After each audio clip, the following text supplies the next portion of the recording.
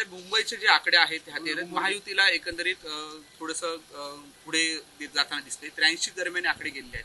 नाही, थोडंसं नाही, भरपूर पुढे आहोत. मला असं वाटतं की जे आम्ही संकल्प केलेला होता मुंबईकरांच्या विकासाचा, तो यशस्वी होताना दिसतोय आणि फार मोठ्या फरकानं महायुती मुंबईमध्ये विजयी होईल.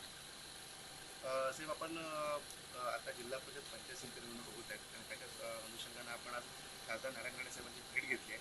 मागच्या वेळी युती झाली नव्हतं, फटका कुठेतरी माहिती लागला होता, म्हणजे आणि यावेळी काय होईल, युती होईल का? मागं काय झालं त्या कटू विषयावर जाण्यापेक्षा गोड काय झालं त्याच्यावर बोलू ना.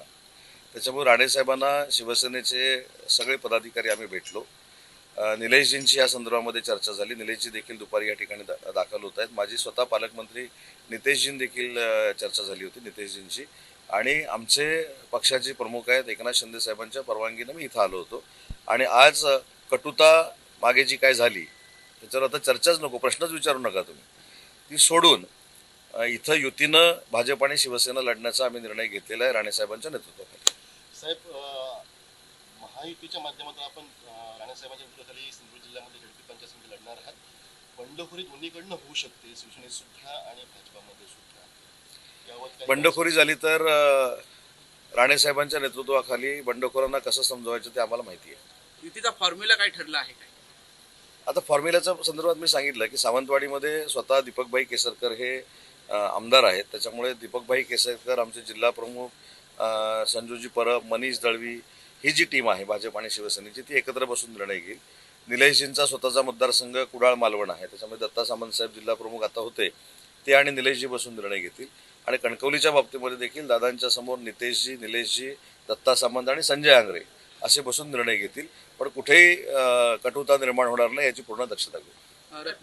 मुंबई महानगरपालिकेच्या निवडणुकांमध्ये ठाकरे बंधू एकत्र आले, त्याच्यानंतर मराठीचा मुद्दा जो आहे तो प्रामुख्याने पुन्हा एकदा वर आला. मात्र ज्या पद्धतीचे आता रिझल्ट पाहतो त्याच्या लोकांनी ठाकरे बंधू एकत्र आलेले हे पण त्यांना रुजलं नाही की मराठीचा मुद्दाही त्यांना. या सगळ्या गोष्टी मुंबईकरांनी नाकारलेल्या आहेत.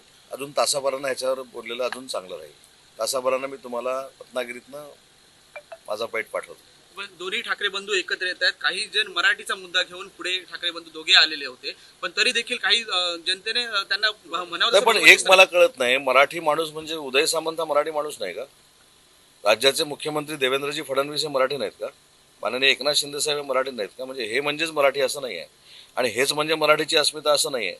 मराठी भाषा मंत्री म्हणून मी सांगतो की 5 वर्षानंतर इलेक्शन आल्यानंतर मराठीचा मुद्दा काढण्यापेक्षा 5 वर्ष मराठीसाठी आम्ही काय करतोय हे महत्त्वाचं आहे.